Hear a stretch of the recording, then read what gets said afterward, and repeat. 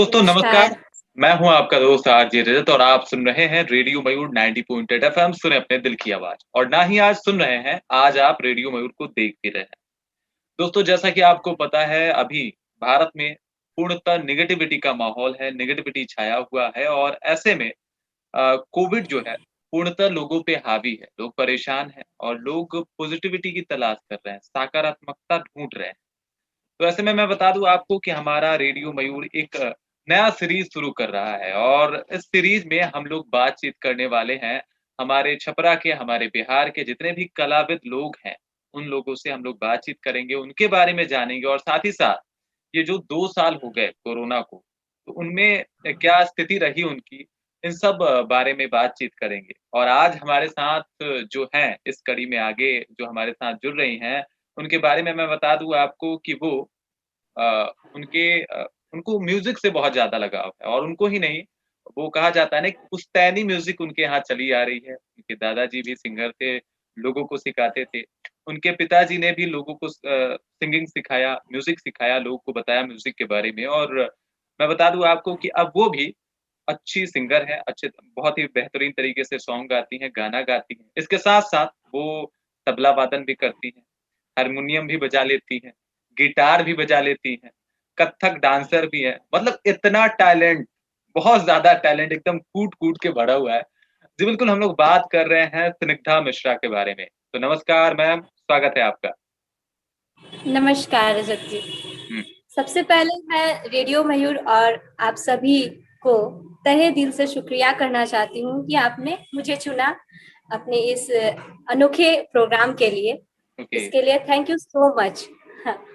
बहुत-बहुत और शुक्रिया साथ ही आपका। साथ मैं अपने सभी ऑडियंस को प्रणाम करती हूँ। आप सभी सुरक्षित रहें, सेफ रहें, बहुत ज़रूरी है।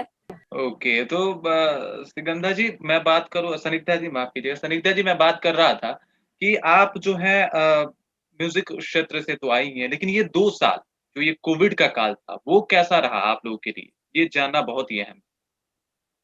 किस तरीके से आपने स्टार्टिंग में तो स्टेबल किया? हुँ, जी, बिल्कुल, बिल्कुल। मैं पूरी अच्छे से बताऊँगी इस चीज़ को।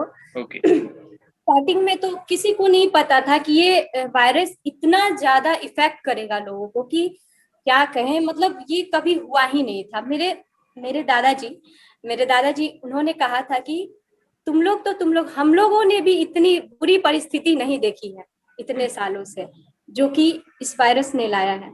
और इतनी बुरी परिस्थिति से हम सभी ने मतलब गुज़रा है, सभी गुज़रे हैं। हुँ, और उस टाइम जैसे कि पिछले लॉकडाउन में क्या था कि हम म्यूजिकल हैं सभी, और मेरे दादाजी, मेरे पापा, सभी म्यूजिकल फैमिली, हम लोग सभी हैं। हुँ, तो हमने एक पेज भी बनाया था, अद्या देवी संगीत संस्थान। और ओके, उस पेज पे कंटिन्यू शास्त्रीय संगीत, हमारे जो संगीत है, हमारी भारतीय संगीत है, उनके बारे में हम लोगों ने लोगों के बीच रखा। और सुप्रभातम एक कार्यक्रम आता था और आता है, अभी भी आता है। तो उसके दौरान म्यूजिक, संगीत से योग तक का सफर, ये हम लोग का मेन टाइटल था, संगीत से योग तक का सफर।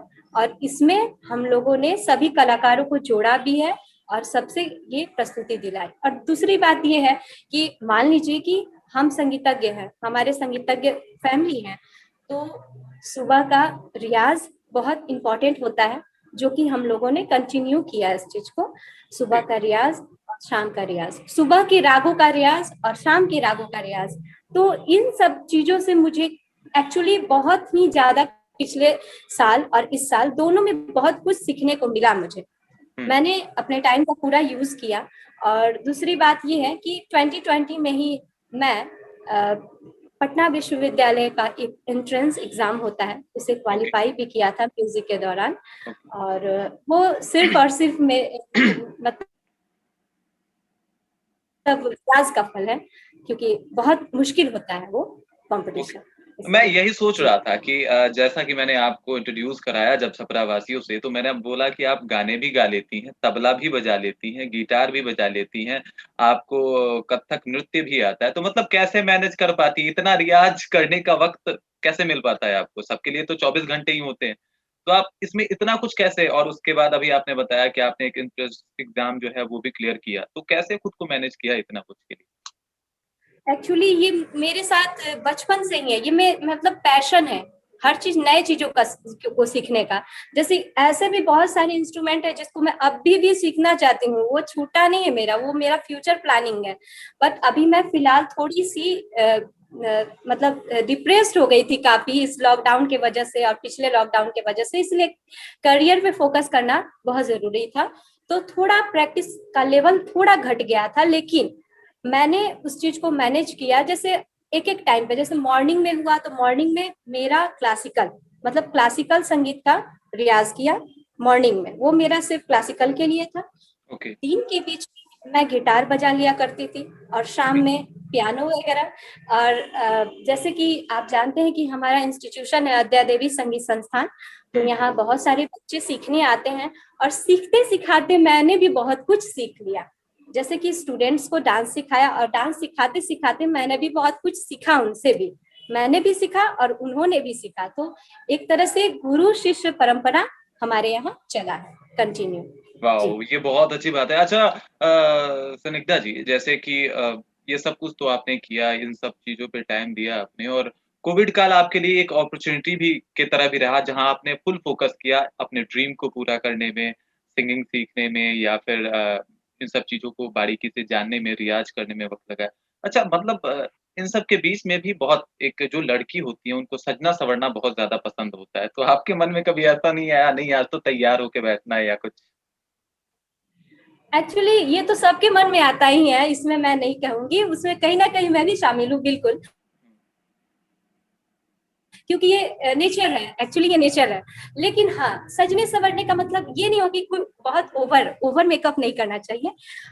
आपको आराम से मतलब अपनी आवाज पे मेकअप कीजिए आप। जैसे कि आप बिल्कुल। अपनी आवाज को, आप सिंगर हैं, आप सिंगर है ना, तो हुँ, आपकी ब्यूटी नहीं, आपकी ब्यूटी आपकी वॉइस होनी चाहिए, आपका रियाज होना चाहिए, जो लोगों को सुन के लगे कि हाँ ये लड़की मेहनत कर रही है, ये लड़की कुछ करेगी, ये लगे।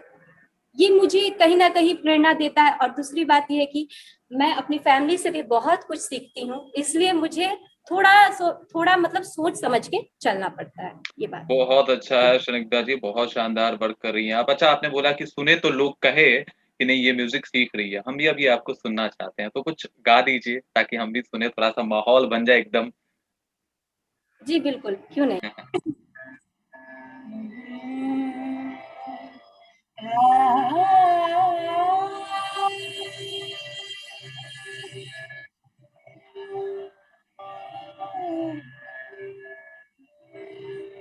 अपनी छब बनाएगी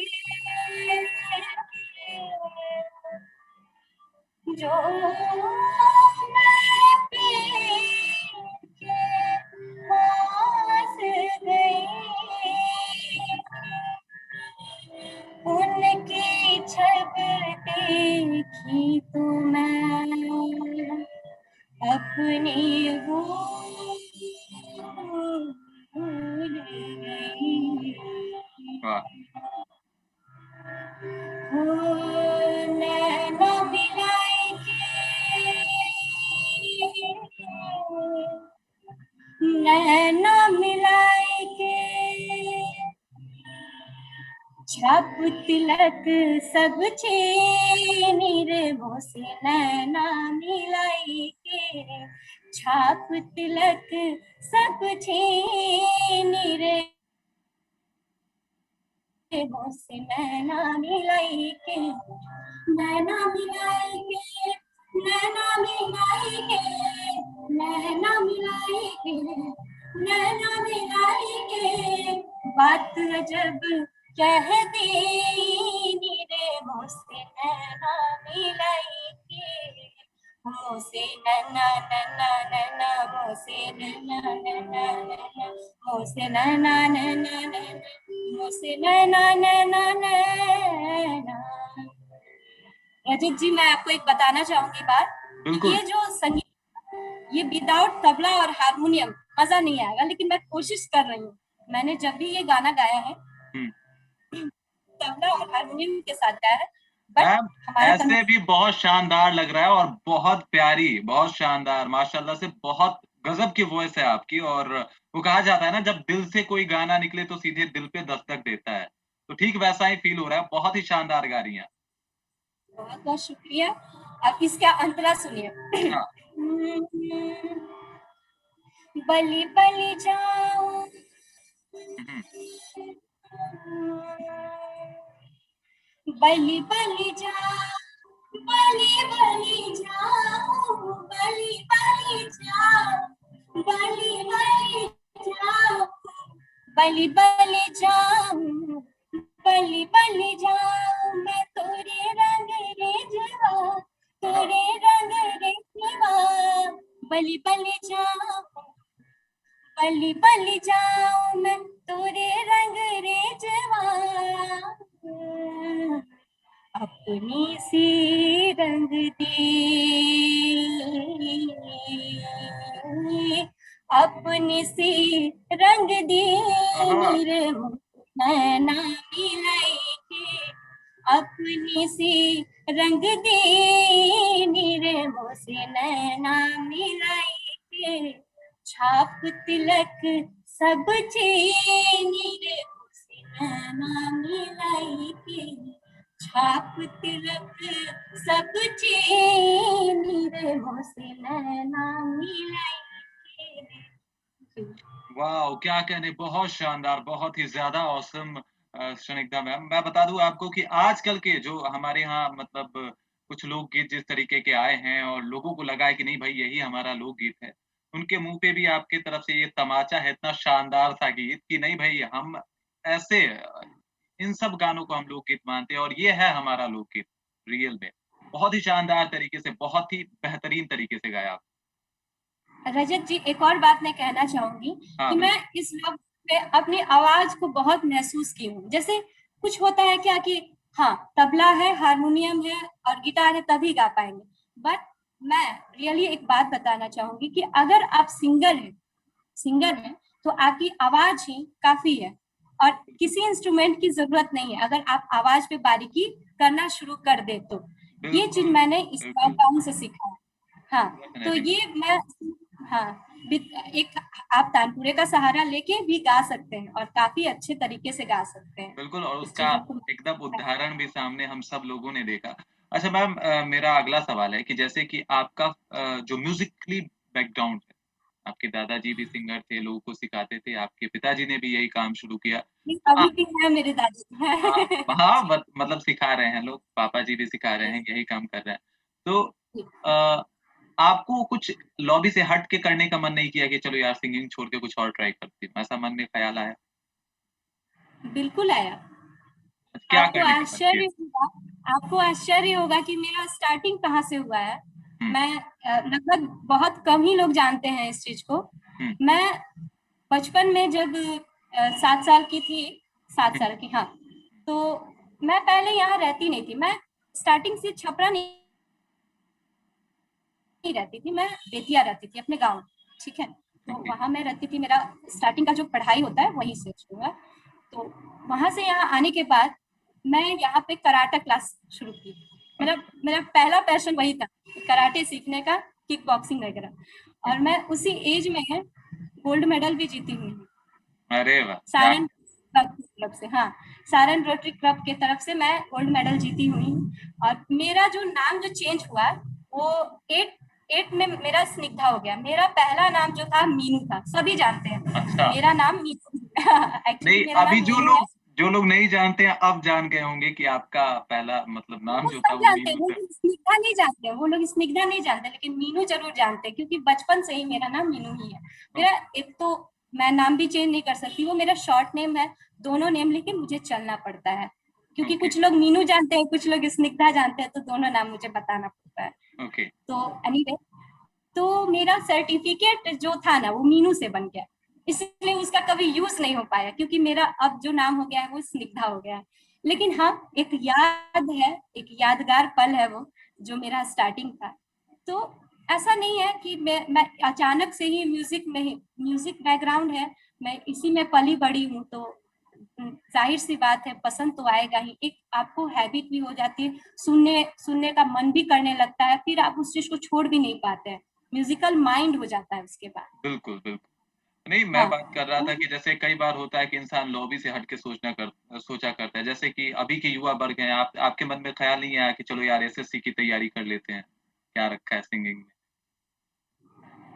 मैंने ट्राई किया था बट मेरा मन लगा नहीं, ओके, रियली बोल रही हूँ। मैंने ट्राई किया था, 1-2 बार एग्जाम भी दिया मैंने, लेकिन मैं क्या बोलूँ, मैं इतना ज्यादा म्यूजिक में अब, जैसे एक कारण गिटार भी है, एक कारण गिटार भी है, और दूसरा कारण मेरा अपना शास्त्रीय संगीत भी है, जो मुझे कहीं और भटकने ही नहीं देता है। मुझे लगता है कि मैं उसी को अच्छे से कर सकती हूँ। मैंने ट्राई किया था, ऐसी बात नहीं है। फिर बाद में ऐसा, मतलब बहुत सारा जॉब है जो हम म्यूजिक से कर सकते हैं, जैसे कि आपको केंद्रीय विद्यालय हुआ, नवोदय हो गया है, या फिर आप इससे प्रोफेसर भी बन सकते हैं म्यूजिक से, और एक अच्छा पोजीशन पा सकते हैं, जो कि बिल्कुल। मैं इस चीज को देखी। पहले के जमाने में ऐसा नहीं होता था, बहुत ही कम होता था इस चीज को, म्यूजिक एक सब्जेक्ट नहीं था। बट आज के डेट में म्यूजिक एक सब्जेक्ट है। आप ग्रेजुएशन में म्यूजिक ले सकते हैं, आप एमए में म्यूजिक ले सकते हैं, पीएचडी, पीएचडी सब कर सकते हैं, और नेट तक की तैयारी कर सकते हैं। तो मैंने सोचा कि मैं जब बार बार एक ही चीज के बारे में सोचती हूँ, ये मेरा अपना पॉइंट ऑफ व्यू था। मेरे घर में और भी बहुत से सिस्टर्स हैं, मेरे मतलब भाई भी हैं, तो उन्होंने अपना सब्जेक्ट भी चेंज किया। उन लोगों का अपना अपना थिंकिंग था, लेकिन मेरी थिंकिंग यही हुई कि नहीं, मैं इसी चीज को अच्छे से कर सकती हूँ, और जो मैं अच्छे से कर सकती हूँ वो मैं वही मैं करूंगी। लेकिन इन सब के बीच में जो हमारा एक लोकगीत है, जो भोजपुरी गीत है, उसको अब अलग जी तरीके से लोग पेश कर रहे हैं।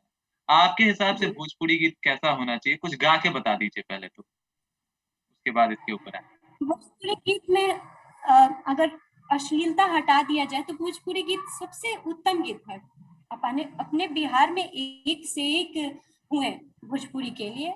हमारे भिखारी ठाकुर जी हुए, महेंद्र मिसिर हुए, और शारदा सिन्हा हुई, मतलब एक से एक है यहाँ पे। तो मैं उन्हीं को अपनाती हूँ, अपनी प्रेरणा, मतलब मैं उन्हीं से सीखती हूँ, उनसे सीखती हूँ। ओके, हालांकि भरत शर्मा, व्यास, सभी जो जो अश्लीलता के खिलाफ है, उन लोगों की इज्जत भी करती हूँ, और उनसे मैं बहुत कुछ सीखती भी हूँ। ऐसा बात नहीं है कि मैं भोजपुरी को पसंद नहीं करती, मैं पसंद करती हूँ, लेकिन हाँ, भोजपुरी में भी कुछ बात होनी चाहिए। भोजपुरी में भी क्लासिकल होता है, आपको पता है? हाँ, बिल्कुल।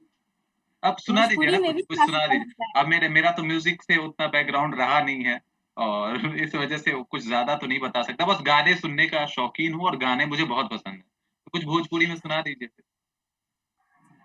जी। एक, क्योंकि अभी मौसम भी थोड़ा सा सावन टाइप का हो गया है, मतलब हाँ, बारिश टाइप का हो गया है, तो एक मैं कजरी सुनाने जा रही हूँ, इसके बाद और भी। सावन झरे लागे,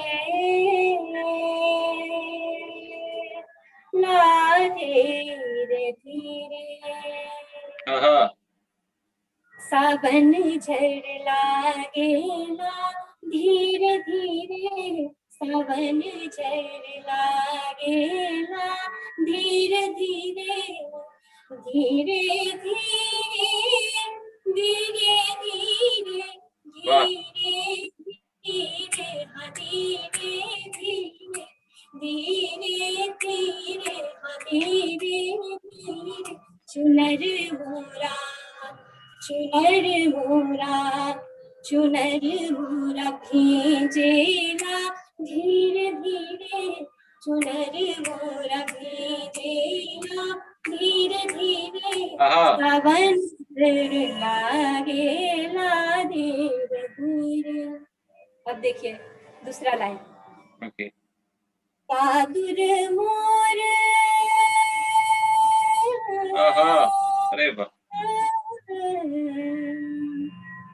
दादुर मोर पपीहा बोले, दादुर मोर पपीहा बोले, पपीहा बोले, पपीहा बोले, पपीहा बोले, पपीहा बोले, बादर घेरे, बादर घेरे, बादर घेर आवेला धीरे धीरे भादर गीत आवेला धीरे धीरे सावन झर लागेला धीरे धीरे।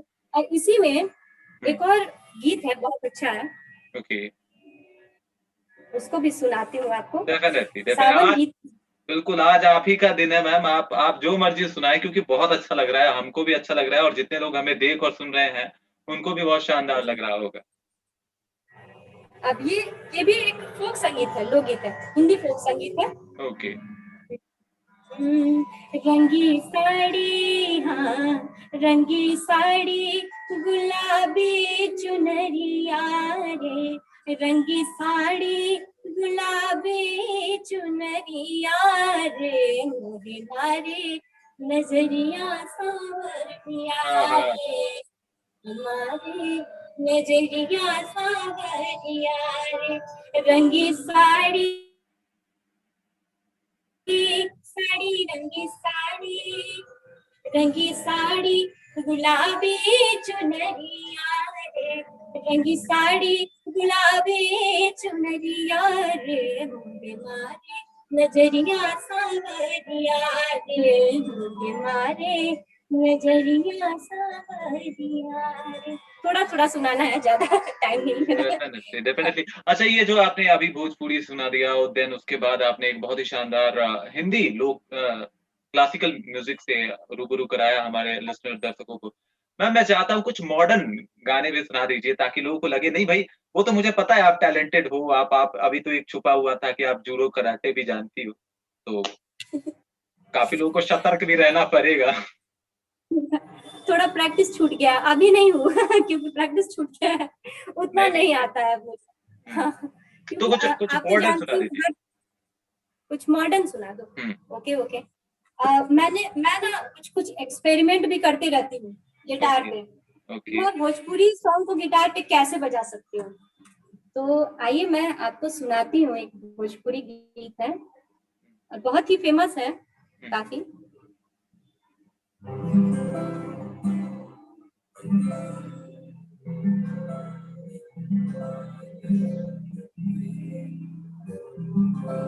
शारदा सिन्हा का ये गीत है। ओके। पनिया के जहाज से पलटनिया बनिए हाथिया। इसको मैं गिटार पे बजा रही हूँ। पनिया के जहाज से पलटनिया बनिए हाथिया, पनिया के जहाज से पलटनिया बनिए हाथिया, ले ले आई हो, ले ले आई हो पिया टीका राजस्थान से, ले ले आई हो पिया टीका राजस्थान से, टीका राजस्थान से हो, टीका राजस्थान से ले आई हो पिया टीका राजस्थान से, ले ले आई हो पिया टीका राजस्थान से। ये भोजपुरी है जिसको गिटार पे कोशिश की हूँ। हालांकि ये जो गाना है तबला, नाल और हारमोनियम के बिना सुना लगेगा, ये गाना उसी के लिए है। बट अब इंसान एक्सपेरिमेंट तो करते रहता है, कुछ कुछ सोचते रहता है। बिल्कुल टैलेंटेड हो आप, दिखाओ पूरा टैलेंट, ये लग रहा है मुझे। और क्या सुना मैं? कुछ हिंदी में भी सुना दीजिए, कुछ मॉडर्न, कुछ हिंदी लग जाए फिर। मैंने एक बार मैं आपको इंटरव्यू से पहले आपका इंस्टाग्राम प्रोफाइल चेक कर रहा था, तो उसमें देखा आपने एक बहुत शानदार सा गाना गाया था और अरिजीत सिंह जी का वो सॉन्ग था। मैं चाहता हूँ एक बार वो गाना आप हमारे दर्शकों को सुनाएं। मैं ट्राई कर रही हूँ। ओके।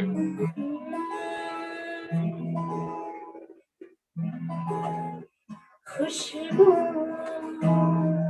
से तेरे यूं ही टकरा गए, चलते चलते देखो ना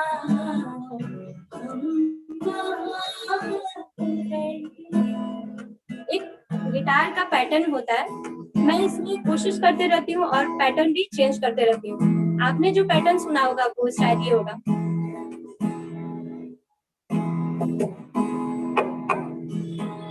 बिल्कुल बिल्कुल। खुशबू से तेरे यूं ही टकरा गए, चलते चलते देखो ना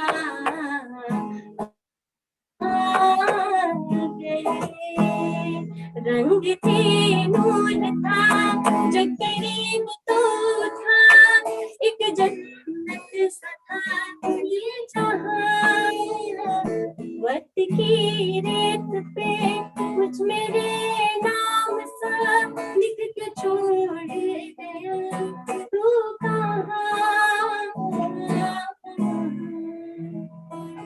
हमारी अधूरी कहानी, हमारी अधूरी। ओह माय गॉड, बहुत शानदार श्रद्धा मैम, बहुत ही औसम, बहुत ही ज्यादा अच्छा। एक तो ये गाने का लिरिक जो है ऐसे ही मतलब बहुत कुछ माइंड में चलने लगता है इसे सुनने के बाद। और दूसरा ये कि आपने इसे इतना शानदार तरीके से गिटार पे उतारा है, गाया है, ये बहुत बहुत बहुत ही ज्यादा औसम था। Thank you so much. अच्छा, एक होता है ना सॉन्ग्स को कुछ कुछ चेंजेस करके मुझे कुछ नया तैयार करने में एक अलग मजा आता है। मैं जानती हूँ कि हर सॉन्ग्स का एक अलग लेवल होता है, ठीक है। बिल्कुल बिल्कुल। हमारे बॉलीवुड म्यूजिक में जितने म्यूजिक तैयार होते हैं उसमें कितनी मेहनत होती है हम अच्छे से जानते हैं। Definitely. कितने सारे इंस्ट्रूमेंट बजते हैं एक गाने को कंपोज करने के लिए। उस हिसाब से अगर गिटार पे अगर गाया जाए तो वो तो कम लगेगा ही, बट अगर उसको अच्छे से अच्छे लेवल पे किया जाए तो बहुत कुछ किया जा सकता है। जैसे आज के डेट में मुझे लगता है कि गिटार एक ऐसा इंस्ट्रूमेंट है जो बहुत सपोर्टिव है किसी भी सिंगर के लिए। आप एक बात ध्यान दीजिएगा इस चीज को कि जैसे मान लीजिए कि सपोज दैट आप किसी प्रोग्राम में गए हो, ठीक है, आप एक सिंगर हो, आप एक प्रोग्राम में गए हो, आप गिटार लेके गए हो, ऐसी बात नहीं है, और अचानक से सडनली ऐसा होता है कि आपके म्यूजिशियन नहीं आते, ठीक है, म्यूजिशियन नहीं आते हैं, बट श्रोता जो होते हैं हमारे ऑडियंस वो रहते हैं, अब वो सुनना चाहते हैं आपको, तो आप क्या करोगे? अगर वो सिंगर बजा के गाना जानता हो तो अच्छे से एंटरटेन कर सकता है, कुछ देर तक तो कर ही सकता है वो उन श्रोताओं को।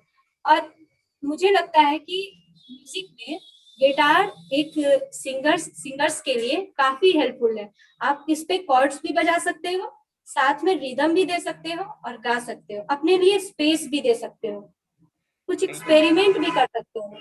तो मुझे ये गिटार अच्छा, एक मिनट यहाँ पे रोकूंगा मैं आपको, एक मिनट। मैं बताऊं आपको कि आप स्टेज परफॉर्मेंस भी बहुत सारा करी हैं और लगातार अभी भी करते आ रही हैं। अभी तो कोरोना की वजह से ये सब नहीं किया आपने इधर, लेकिन बहुत सारा स्टेज परफॉर्मेंस आपने करी है। तो ऐसा नहीं बोलती आप, जब कोई आपको बोलता है कि चलिए आज हमारे यहाँ स्टेज परफॉर्मेंस है, तो बोलती है कि कोई किसी को बुलाने की जरूरत नहीं है, तबला भी मैं बजा लूंगी, गिटार भी मैं बजा लूंगी, हारमोनियम भी मैं बजा लूंगी, ऐसा होता है? ऐसा डील करती हैं आप? वो तो स्टेज है ना, और साथ ही साथ मुझे ये भी तो ख्याल रखना है, ये भी तो ख्याल रखना है कि सबकी रोजी रोटी चले है कि नहीं? मान लीजिए बिल्कुल अकेले बिल्कुल। मैं सब कुछ कर ही लूंगी, सब कुछ कर लूंगी, तो इंस्ट्रूमेंट का क्या होगा, तो उनकी रोजी रोटी का क्या होगा, सबका ख्याल रखना पड़ता है। जैसे मैं तो कोशिश यही करती हूँ कि कोई भी प्रोग्राम हो तो उसमें ज्यादा से ज्यादा म्यूजिशियंस को बुलाऊं, ताकि सबको मौका मिले, सबको रोजगार मिले कम से कम उसी बहाने, और प्रोग्राम अच्छा भी लगता है, साज बाज से ही प्रोग्राम दिखता भी है। एक आदमी सब कुछ नहीं कर सकता है, वो आपको उस समय के लिए तैयार होना पड़ेगा जब आपके पास कुछ नहीं हो, तब के लिए आपको तैयार रहना पड़ेगा। वही तो मैं सोच सब रहा हूँ, कुछ आप तो कथक डांसर से भी बोल दोगे कि तुम बैठ जाओ मैं कर लेती हूँ। नहीं नहीं, ऐसा कुछ नहीं है, नहीं है। देखिए कथक में क्या है कि रियाज बहुत है, बहुत रियाज है। ऐसा नहीं है कि जैसे हमारे संगीत में होता है ना, गायन वादन एवं नृत्य के मेल को संगीत कहते हैं, यही परिभाषा होती है बिल्कुल। संगीत की। तो जो जो गायक होते हैं वो मतलब लगभग हर चीज जानते हैं। जो गायन को सबसे ऊपर का स्थान दिया गया है, ये बात सभी बिल्कुल। मानते हैं, सबसे ऊपर का। क्यों क्यों, ये इसका क्वेश्चन है कि गायक जो होता है उसको रिदम भी जानना है, तबला भी जानना है कि हाँ रिदम के साथ मुझे चलना है, और बिल्कुल। हाव भाव भी आना चाहिए गायक में। मान लीजिए अगर आप सिंगिंग कर रहे हैं, आप एक्सप्रेशन नहीं डाले तो आपका कोई सुनेगा भी नहीं। आपको डेफिनेट। एक्सप्रेशन डालना होता है, और डांस में एक्सप्रेशन भी आता है, मूवमेंट भी आता है। और बिरजू महाराज को तो आप जानते ही होंगे। हाँ बिल्कुल। बिरजू महाराज एक बहुत अच्छे सिंगर भी हैं, वो गाना भी गाते हैं, वो अच्छा। बहुत अच्छे पखावज भी बजाते हैं, नाल बजाते हैं, तबला भी बजाते हैं, और वो नृत्यकार तो है ही। तो नृत्यकार वो तो डेफिनेट। डांस मतलब संगीत का तीनों रूप है उनके में, गायन वादन एवं नृत्य।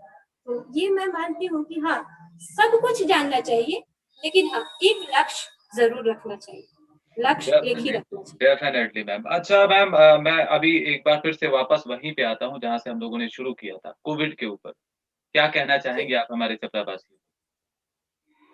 देखिए कोरोना वायरस तो एक बहुत बड़ा टेंशन है। एक टाइम ऐसा भी था कि आज से आज से 2 महीने पहले मैं भी काफी डिप्रेस्ड हो गई थी देख के, क्योंकि मैंने पटना यूनिवर्सिटी में एडमिशन लिया, मेरा 1 मंथ क्लास चला, बहुत ही अच्छा क्लास चला, मैं बहुत खुश थी कि मुझे कुछ नया सीखने को मिल रहा है।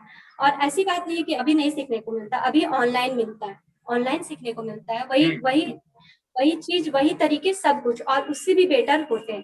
बट एक गुरु शिष्य परंपरा होता है ना, सामने से सीखने डेफिनेट को, डेफिनेट। सामने से पढ़ने, उस चीज को मैं काफी मिस करती हूँ।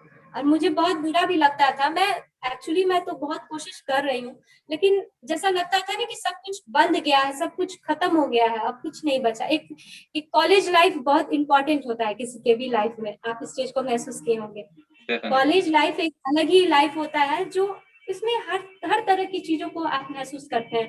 कंपटीशन भी होता है, अपने आप को टेस्ट भी करना है, कुछ सीखना भी है, डांट भी सुननी है। ऐसी बहुत बात सारे नहीं है दोस्त। डांट नहीं, डांट भी सुननी है। बहुत तो सारे दोस्त और ऐसे, उनके साथ मस्ती भी। हाँ बिल्कुल बिल्कुल।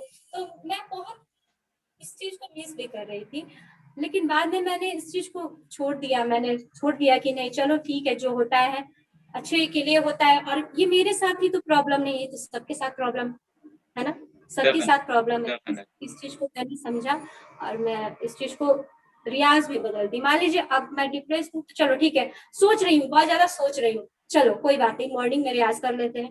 मॉर्निंग में एक योगा हो गया, एक रियाज भी हो गया आवाज के। और दूसरी बात है दिन में तो अपना पूरा पढ़ाई पढ़ाई के लिए मैंने एक टाइमिंग बना लिया। फिर आपको बचता है, मतलब दिन भर मैं एक ऐसा रूटीन बना के रखी हूँ कि मैं मेरा सब कुछ हो जाए, मैं अपने आप को बिजी भी रखूँ। ठीक है। सोशल मीडिया एक एक प्लेटफॉर्म भी है, उसके लिए भी अलग से एक टाइम देना पड़ता है सोशल मीडिया के लिए। और उसके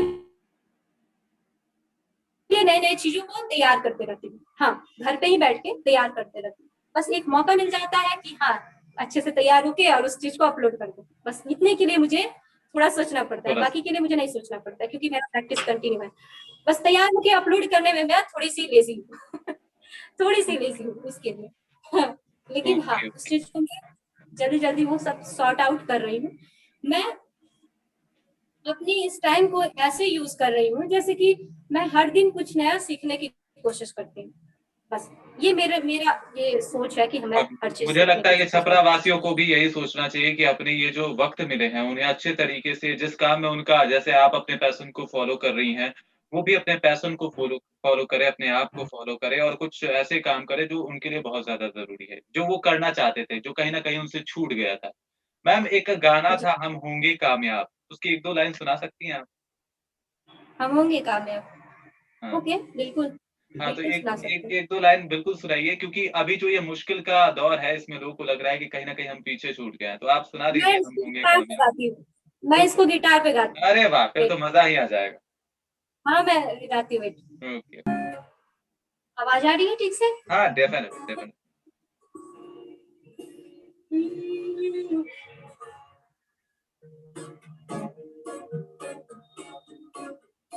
हम होंगे कामयाब, हम होंगे कामयाब, हम होंगे कामयाब एक दिन। मोहब्बत है विश्वास, पूरा है विश्वास, हम होंगे कामयाब एक दिन। हम होंगे कामयाब, हम होंगे कामयाब, हम होंगे कामयाब एक दिन। मोहब्बत है विश्वास, पूरा है विश्वास, हम होंगे कामयाब एक दिन। होगी शांति चारों ओर, होगी शांति चारों ओर, होगी शांति चारों ओर एक दिन। विश्वास, पूरा है विश्वास, हम होंगे कामयाब एक दिन। हम होंगे कामयाब एक दिन। हम होंगे कामयाब एक दिन। क्या कहने, बहुत शानदार मैम, बहुत ही बेहतरीन। और मुझे लगता है ये गाना जो है ना, एक मैंने मोटिवेशन के तौर पे बाकी लोगों को दिया, ताकि वो लोग समझे इस बात को कि हम बिल्कुल ये वक्त जो है वो भी चला जाएगा, यानी ये जो मुसीबतों से भरा हुआ वक्त है वो भी चला जाएगा और फिर से सब कुछ नॉर्मल हो जाएगा। लेकिन थोड़ा सा पेशेंस रखने की जरूरत है। जैसे आपने पेशेंस रखा और अपने आप को और निखारा इस लॉकडाउन में, मैं चाहता हूँ कि इसी चीज छपरावासी भी। मैं, हाँ हाँ बिल्कुल, एक मैसेज देना चाहती हूँ छपरावासी जरूर। सारे विश्ववासियों के लिए, कि एक लाइन है, दूर कोरोना की हो बीमारी, इससे हम सब बचना सीखे। दूर कोरोना की हो बीमारी, इससे हम सब बचना सीखे। लॉकडाउन का पालन करके, इससे हम सब बचना सीखे। लॉकडाउन का पालन करके, इससे हम सब बचना सीखे। दूर कोरोना की हो बीमारी, इससे हम सब बचना सीखे। क्या कह रहे हैं, बहुत ही मीनिंगफुल, बहुत ही ज्यादा मीनिंगफुल। और मैं बता दूं आपको शनिग्धा मैम की वक्त जो है अब हमारे पास बहुत ज़्यादा कम है और आप हमारे साथ जुड़ी और आपने इसे बहुत ही अच्छे तरीके से हमारे शो में शिरकत किया, इसके लिए बहुत-बहुत, बहुत ही ज़्यादा शुक्रिया। आप कुछ कहना चाहेंगी? जी, मुझे बहुत खुशी हुई। हालाँकि मैं पिछले लॉकडाउन से इस लॉकडाउन में बहुत ही कम लाइव आई हूँ। कारण ये है कि काफ़ी काफ़ी ज़्यादा टेंशन में हो गया था माहौल, और सभी मर रहे थे और ऐसा भी लग रहा था कि सभी इतने दुखी हैं, सभी मर रहे हैं। उसमें मैं क्या गाऊँ? बहुत ज़्यादा डिप्रेशन में भी चली गई थी। इस पिछले बार के मुकाबले इस बार कुछ ज़्यादा ही इफ़ेक्ट हुआ, काफ़ी ज़्यादा। बिल्कुल, बिल्कुल। तो फिर बाद में मैंने देखा कि सभी बहुत ज़्यादा दुखी हैं, तो मैं ज़्यादा लाइव भी नहीं आई हूँ फेसबुक पे, या फिर इस बार सभी जानते हैं कि ज़्यादा लाइव नहीं हुआ, थोड़ा बहुत कोशिश करते रहती हूँ, थोड़ा-थोड़ा। लेकिन कहते हैं ना, जब मन शांत हो, जब मन खुश हो, क्योंकि संगीत खुशी का एक चीज़ है, पार्ट है। आप अपने खुशी, अपने भावनाओं को सामने प्रेज़ेंट करते हैं। जब मैं खुशी नहीं हूँ, तो उस चीज़ को कैसे करती? इसलिए मैं लॉकडाउन में इस लॉकडाउन में तो लाइव नहीं आई हूँ, और इस साल का ये पहला लाइव शो है जो आपके साथ है, जो कि मुझे बहुत खुशी हुई कि आपसे रूबरू होके रेडियो मयूर सभी टीमों को मैं बहुत धन्यवाद करना चाहूंगी। अभिषेक, अरुण भैया को मैं प्रणाम कहना चाहूंगी, सभी को प्रणाम कहना चाहूंगी कि उन्होंने इतना कुछ किया है हमारे छपरा के लिए, इतना कुछ कर रहे हैं, और उनकी तो मैं फैन हूँ, अभिषेक भैया की। वो अगर सुन हाँ, रहे हैं मैं भी तो बहुत बड़ा फैन हूँ, बहुत बड़ा फैन हूँ उनका। उनका गीत जो था ना, मैं आपको रियलिटी बताती हूँ, उनका जो छठ गीत था, हाँ, उसको मैं लगभग 50 से ऊपर बार मैं सुनी हुई। वही ओहो! मैं सुनी, फिर घर पे मम्मी को सुनाई, फिर आशीष को सुनाई, मेरे भाई को, फिर सबको सुनाई, और सुनाते सुनाते, क्योंकि वो एक अलग ही फील था, एक अलग ही मतलब सुकून देता था। उनकी आवाज में भी बहुत अच्छी जादू है, वो बहुत अच्छा कर रहे हैं। डेफिनिटली। पापा पापा मेरे मेरे दादाजी, उन्होंने कहा कि बहुत अच्छा कर रहा है, सुरीला है। दादाजी बोले सुरीला है लड़का, और मैं तो बचपन से देख रहा हूँ। मेरे दादाजी बोले, मैं तो नहीं देखी बचपन से, मैं कैसे देख सकती हूँ, बट मेरे दादाजी बोले कि मैं तो बचपन से देख रहा हूँ उसको, अच्छा कर रहा है, अच्छा करेगा। और एक बहुत सारे विशेष होते हैं ना कि हाँ, आपके टीम के साथ हमारे छपरा को इतना आपने आगे बढ़ाया, दिखाया। और छठ गीत मैंने देखा भी कि पूरे भारत स्तर पे काफी नाम कमाया है भैया का, ये मैं मानती हूँ, और वो डिजर्व भी करते हैं और इस कोशिश पे लगे हुए हैं। वो बहुत अच्छी बात है। हम सबको एक प्लेटफॉर्म भी देते हैं, साथ ही साथ प्लेटफॉर्म भी देते हैं आगे बढ़ने को, क्योंकि कलाकारों को प्लेटफॉर्म मिल नहीं पा रहा है आज के डेट में। वो अच्छे से भली भांति जानते हैं और हर चीज से वो चीज वो जानते हैं कि वो प्लेटफॉर्म नहीं मिल पा रहा है। और कोविड में क्या मिले, कोविड में तो और नहीं मिल पाएगा, लेकिन ऑनलाइन आप लोगों ने इतना कोशिश किया, इतना कर रहे हैं, कंटिन्यू कर रहे हैं इस चीज को। पूरी टीम को बहुत बहुत धन्यवाद। और जो भी त्रुटि अगर मेरी बोलचाल में या कोई गाने अरे नहीं, बहुत शानदार मैम, आपका जुड़ना हमारे लिए सौभाग्य था।